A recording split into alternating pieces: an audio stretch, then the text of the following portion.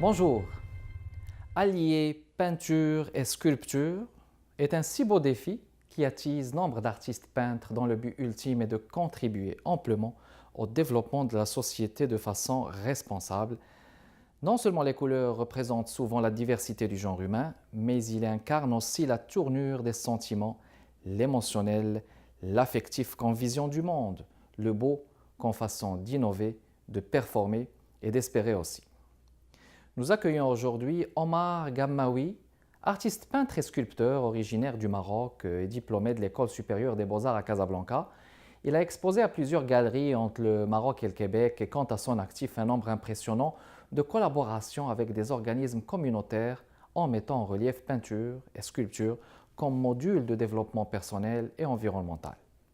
Il travaille avec des matières telles que le cuir, le métal, le bois et fait du recyclage un moyen de sensibiliser l'être humain aux abus commis sur l'environnement. Ces dernières expositions s'inscrivent dans le cadre du festival Vue d'Afrique et des collaborations en concertation avec, entre autres, l'arrondissement Saint-Michel. Ici Kamal Benkiran, bienvenue chez Art et Lettres.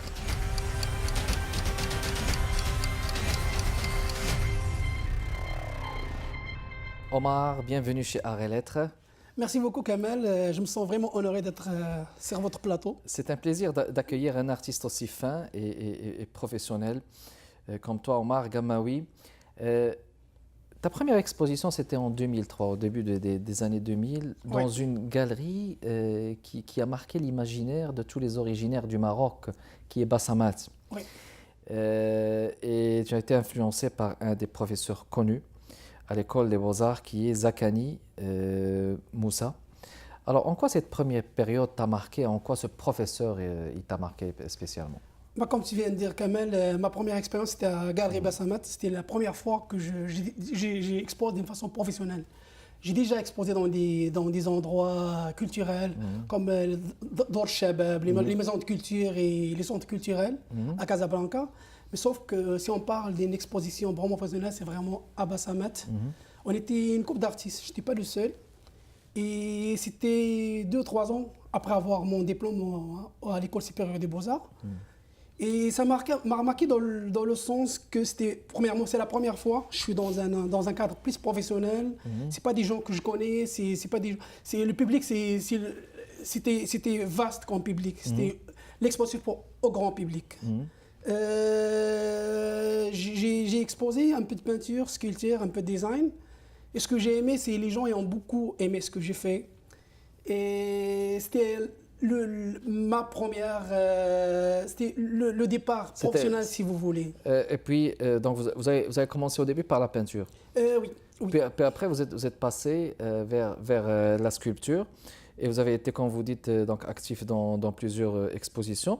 Que représente pour vous la sculpture? Pourquoi cet alliage entre peinture et En fait, sculpture? moi, quand j'ai commencé à faire la peinture aux Beaux-Arts, il y avait tellement... J'étais jeune, et quand on est jeune, on a besoin de s'exprimer. Oui. Et mes peintures étaient, on peut dire, même trop chargées. C'est une peinture qui parlait beaucoup. Avec beaucoup de couleurs? Oui, il y a beaucoup de force, beaucoup d'énergie, On dirait qu'il y a quelqu'un qui est venu me voir, c'est une critique. C'est pour ça, parfois, il faut être à l'écoute de la critique. Il y a quelqu'un qui m'a dit qu'Omar, on dirait que tes formes, ils veulent sortir de tes tableaux. Déjà, j'avais déjà une base, une très bonne base, parce que tu es beaucoup influencé par M. Zakani, que je salue, justement. C'est un des premiers sculpteurs marocains. Il m'a beaucoup influencé. J'étais sensible à la sculpture. J'avais cette idée dans ma tête de la 3 dimensions en sculpture, mais j'ai beaucoup fait de peinture. Alors, j'étais à l'écoute à cette critique-là. Et à un moment donné, je dis oui, pourquoi ne pas faire sortir justement ces formes-là de leur cadre 2D des 3D. J'ai commencé à faire de la sculpture, je me suis intéressé plus en plus à la sculpture et j'ai réussi à combiner entre les deux. Okay. Mes dernières expériences, c'est vraiment un mélange. C'est des bas-reliefs, peinture, sculpture. On dirait que je suis un mélange des deux. Je ne peux pas dire si je suis vraiment Omar, le sculpteur ou bien le mais peintre. Vous êtes un bel alliage entre Peinture et sculpture. Ouais. Mais c'est quoi le sujet, c'est quoi les thèmes que vous abordez donc dans vos œuvres généralement, que ce soit la peinture ou la sculpture? Bah, au début de ma carrière, j'avais un problème d'identité. Comme tous les jeunes artistes, on était à la recherche de nos origines, de nos influences. C'était beaucoup l'art africain. Au début, Oui. j'ai commencé beaucoup à sculpter les gens qui me connaissent, ils vont trouver ça drôle parce que j'ai commencé vraiment par des petites masques que je sculpte dans les Oui. noyaux d'avocat, Oui, que je oui. donnais des cadeaux à mes amis gauche-droite. Et à un moment donné, ces masques-là, j'ai commencé à les faire en peinture. Et après, je les repris en sculpture. C'était vraiment ma culture africaine qui m'a inspiré au début. Et après, mes sujets, c'était vraiment le grand sujet sur qui je travaille actuellement. J'ai toujours travaillé, je vais toujours travailler. C'est vraiment l'environnement. C'est l'environnement C'est en général. Et l'environnement, on a vu dernièrement dans vos expositions, vous travaillez beaucoup, comme mentionné, surtout avec l'arrondissement Saint-Michel. Hein. Oui, comme j'aime toujours dire que je suis un artiste vraiment engagé au niveau social, environnement et même économique si tu veux, parce que je me considère toujours comme artiste entrepreneur. Entrepreneur, oui. Alors moi je dis que c'est fini le temps que l'artiste elle attend après des contrats. Nous, Il faut aller on chercher. crée l'emploi. Oui. Moi, je me sens créateur. Je crée l'emploi pour moi, mais pour d'autres mondes. Vu que je collabore avec des gens qui n'ont rien à voir avec de l'art, et ensemble, on réussit à créer Mais du quand vous travail dites- pour tout le monde. Quand vous dites de créer de l'emploi et créer du travail, comment? C'est-à-dire en créant dans, des... dans qu'ils sont, c'est des projets. Oui. Comme actuellement, j'étais un projet justement avec 2-3 organismes dans mon quartier Saint-Michel. Et j'avais comme mission de créer un espace nomade avec les citoyens. Ah, oui. Avec les citoyens, et on a créé un espace nomade qu'on a installé en fait dans un parc. Et il est dit nomade parce que l'année prochaine, c'est un projet de 5 ans. Et l'année prochaine, elle va être dans un autre parc, et ainsi de suite, jusqu'à la fin de la contrat, et c'est 5 ans de contrat. Alors, oui, j'étais moi l'artiste, il y avait d'autres gens avec qui j'ai collaboré, qui ont réussi aussi à avoir un revenu en fait, selon toute cette période-là Mais dans le fond, ce projet. le travail avec les citoyens, c'est un travail de médiation culturelle aussi. Oui. Donc Oui, c'est un travail de rapport avec les citoyens, c'est très intéressant aussi. oui, moi, moi, en fait, c'est ça qui me... C'est parmi les choses, les moteurs De votre démarche. de ma démarche, c'est vraiment comment je peux donner un peu à la société à travers soit des organismes, les citoyens. Moi, tous les projets que j'ai faits, ou la plupart des projets que j'ai faits, quand il y a une application de citoyen, je me sens vraiment très heureux. Je me sens que je participe d'une façon ou d'une autre d'avancer la société, soit culturellement, ou bien socialement, ou bien même économiquement si vous voulez. Mais c'est pas pour rien qu'on vous a vu aussi dans plusieurs manifestations, on vous voit aussi dans de grands parcs, ou vous avez été peut-être à Vue d'Afrique si je ne me trompe pas, et Oui. dans des grands festivals, donc vous êtes assez actif. Alors on va faire une pause Omar et on vous revient dans les prochaines minutes, mesdames et messieurs.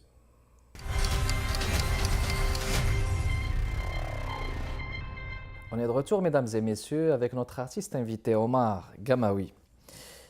Tu as une très belle vision. Créer, c'est respirer. Respirer, c'est vivre. Et vivre, c'est partager. Commentaire.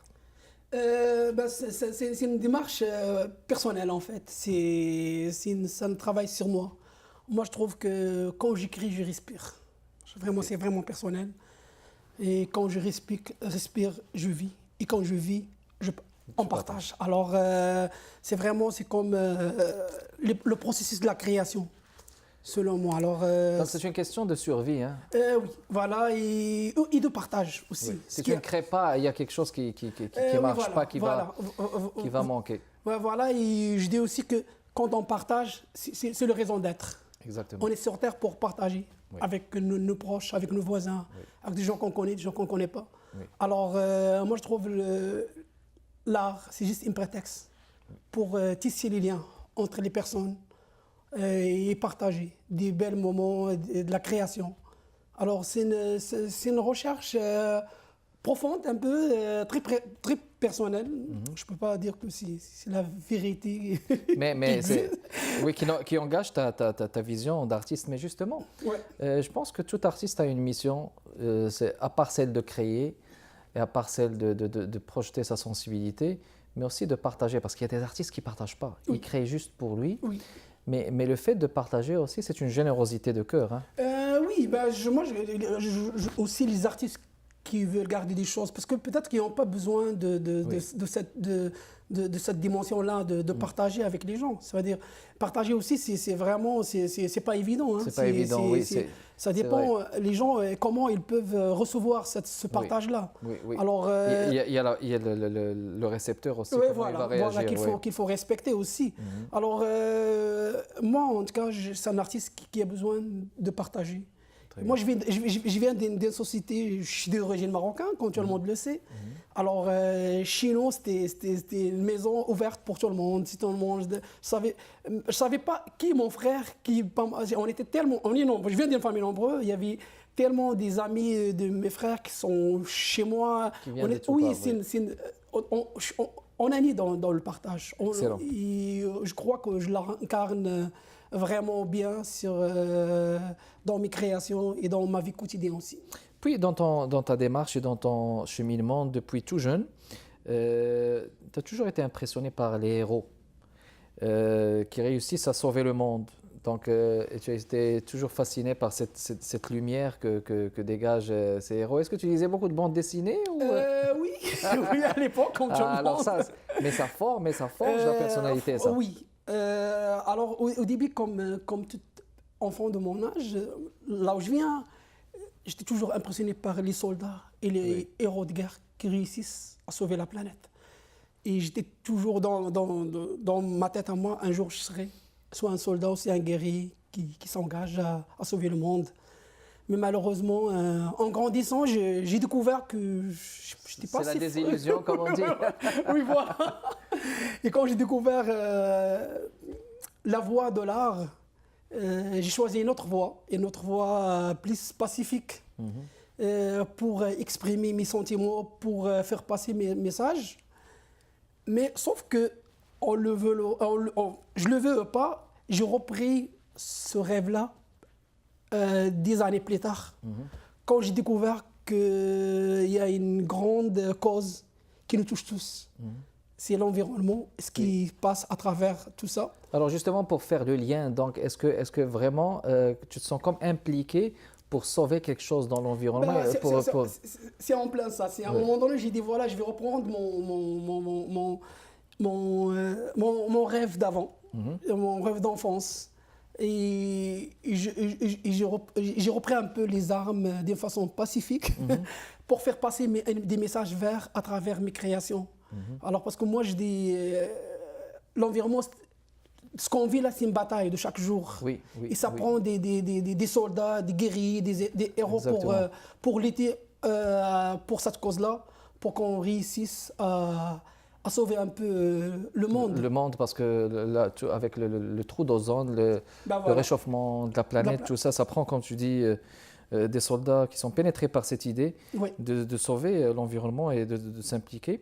Puis je pense que tu as été dernièrement à Gatineau, hein, Ottawa, le salon de l'environnement. Au salon de l'environnement. Non, le salon de l'environnement, c'était au Vieux-Port. Moi, c'est ça que je dis, parmi les choses que j'ai fait en tant qu'artiste, engagé seulement. Je suis beaucoup actif dans les salons de l'environnement et je suis toujours invité soit pour exposer, montrer un peu ce que je fais. Parce que moi, ma lutte vers l'environnement, ça commence par mes créations. Alors la plupart, 70%, bien parfois même 100% de mes créations sont faites à base de matériaux récupérés. Donc, non, généralement, Omar, toi, tu travailles avec le métal, le bois, le cuir. Est-ce que c'est juste ça comme matière qui te permet de... Non, pas forcément. Moi, ça passe toujours par... Quand je rentre dans mon atelier, j'ai un vide là, vraiment total. Et ce qui m'inspire, c'est vraiment les choses, soit que les gens m'ont donné, ou les choses que j'ai ramassées. Et je me base sur cette forme-là, des formes autour de moi pour créer. Des formes, donc... Soit la matière première, en fait. Parfois, il y a des choses qui sont une forme qui est déjà là, qui m'inspire.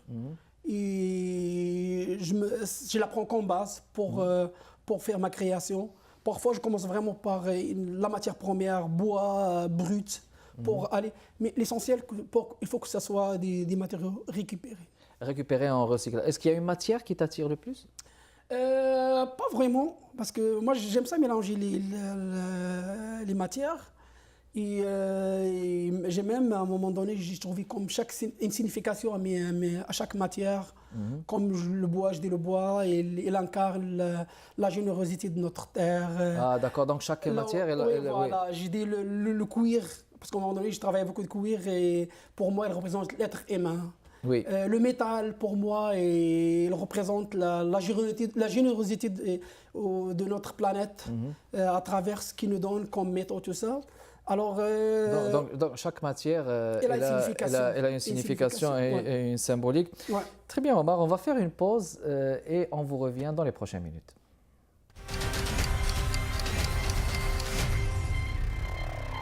De retour, mesdames et messieurs, avec notre invité Omar. Comment est-ce que tu définirais le rôle de l'artiste en général et du peintre, sculpteur dans nos sociétés?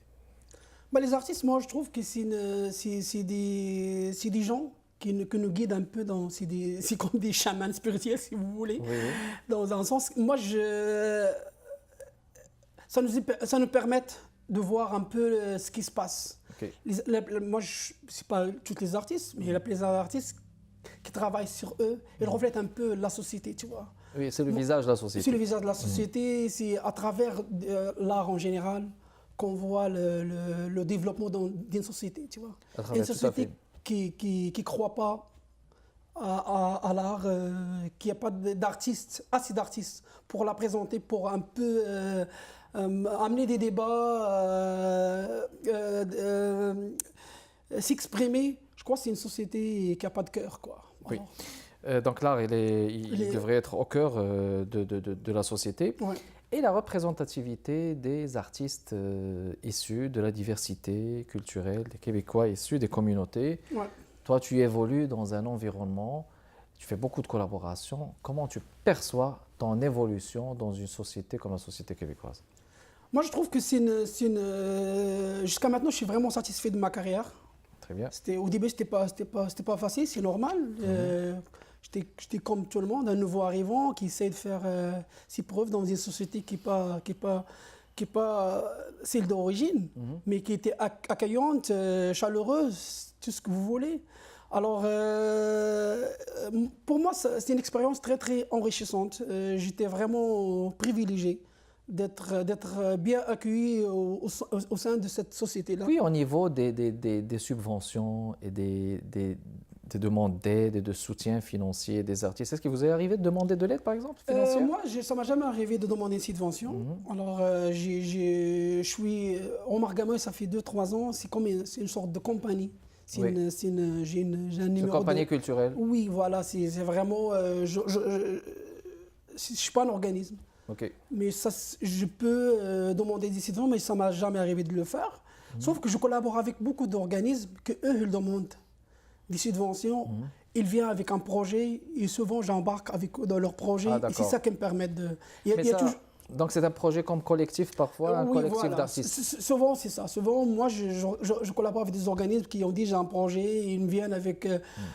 ou parfois ils ont peut-être de l'argent, ils n'ont pas encore le projet et je travaille pour monter un projet selon leur mandat. Et souvent, je fonctionne comme ça. Alors, justement, tu travailles avec beaucoup de personnes, avec des collaborations, des gens de toutes les origines. Quelles sont, par exemple, les difficultés que tu as vues que ces gens affrontent? Quelles sont les difficultés, par exemple, que tu as vues chez ces gens? Est-ce que c'est un problème de visibilité dans la société québécoise? C'est un problème d'argent? Est-ce que c'est un problème de manque de collaboration avec les gens? Mais parfois, les gens, ils manquent peut-être la passion. La passion, parfois, ça prend beaucoup d'efforts. Oui. Il ne faut pas lâcher prise, comme on dit. Tu vois. Quand on choisit d'être artiste, c'est un domaine, c'est partout dans le monde. Pas parce qu'on est au Canada ou bien au Québec qu'on croit que les artistes, ils sont... Oui, je ne veux pas dire que les artistes ici, ils souffrent. Oui. Mais c'est un chemin très, très, très, très, très difficile. à apprendre. Il faut avoir la passion et la patience pour y arriver, quoi. Et souvent, les gens vont se trouver des excuses comme quoi, parce qu'on vient d'ailleurs, et les portes sont ouvertes, ils ont été fermées devant nous. Non, Oui, mais c'est non, il juste faut que pas- oui. ça se passe comme ça partout dans le monde. Oui. Ça se passe comme ça. Très bien. Moi, j'étais au Maroc et j'ai passé par ça aussi. J'étais pas toujours le bienvenu ça te prend plus d'efforts, Ok. plus de persévérance et la passion et la patience. De ne pas lâcher, justement. Oui, voilà. Si un jeune vient te voir et il te dit, il fait sa première année, vient de s'installer au Québec, un jeune qui a 20 ans par exemple, il te dit, bon, moi je veux faire définitivement une carrière d'artiste, Ouais. peintre et sculpteur, Ouais. comme ta carrière par Oui, exemple. Qu'est-ce que tu vas lui conseiller? Ben, je lui conseille justement d'être patient, d'être persévérant et de croire en lui. Oui. Parce que quand on croit en nous, moi, ça a commencé par avoir confiance en mon parcours que je trouve modeste. Mon moteur, c'était vraiment croire en moi. Et j'étais aussi. C'est l'influence d'autres mondes, comme Oui. M. Zakani au début Oui. qu'on a dit. C'est quelqu'un qui a beaucoup cru en moi. Il m'a dit Omar, tu es capable de ce que tu fais origine. Quoi. Et Il t'a j'étais à motivé. l'écoute. Et aussi, il était à l'écoute de la critique constructive. Quoi. Ok. Et de ne pas lâcher prise. Et puis, c'est quoi l'œuvre jusqu'à maintenant que tu veux créer, que tu n'arrives pas à créer ou que tu voudrais créer? C'est bizarre, mais c'est un projet, je travaille sur un projet actuel. C'est une œuvre numérique en fait, C'est une œuvre numérique, qui va avoir comme nom Les Témoins. C'est une œuvre de 300 portraits numériques Ok. des gens issus de la diversité culturelle, Des gens issus de la diversité, oui. des gens que je connais, des gens que je ne connais pas. Et ça va avoir j'ai commencé déjà quelques portraits. Et ça m'a déjà arrivé de les partager sur Facebook ou bien sur les réseaux sociaux. Et l'idée de créer 300 témoins de notre vivre ensemble, de nos échecs, de notre amour, Oui. de nos déceptions, Du vécu donc au Québec. Oui. de notre période, quoi, en fait. Excellent. Avec les bons et les mauvais souvenirs. Oui, oui, oui. Et ça, c'est un projet, je ne vais pas dire que ça va être mon œuvre. Mais c'est un projet d'avenir? C'est un projet d'avenir, mais je travaille déjà sur le Excellent, projet. Et l'idée, excellent. c'est que ça va être une sorte de... Oui, va avoir une œuvre visuelle et aussi littérature, parce que comme je peux venir dire, Monsieur Kamal, voilà, ce serait parti dans mon projet, de quoi vous pouvez témoigner. Donc un témoignage donc, qui va être écrit. Qui va être écrit, oui. Mais moi, toi, à travers ton témoignage, moi, je vais faire un portrait numérique de vous, des gens autour de moi. Excellent. Les gens qui veulent te contacter, c'est bien gamaoui.weebly.com? Ah oui, Gamaoui. On va l'appeler GAMMAOUI.weebly, WEEBLY.com. Omar, c'était un plaisir de t'avoir reçu. Merci beaucoup d'avoir répondu à notre invitation. C'est ainsi que se termine cet épisode d'émission Art et Lettres, mesdames et messieurs. Kamal Benkiran avec vous. À la prochaine.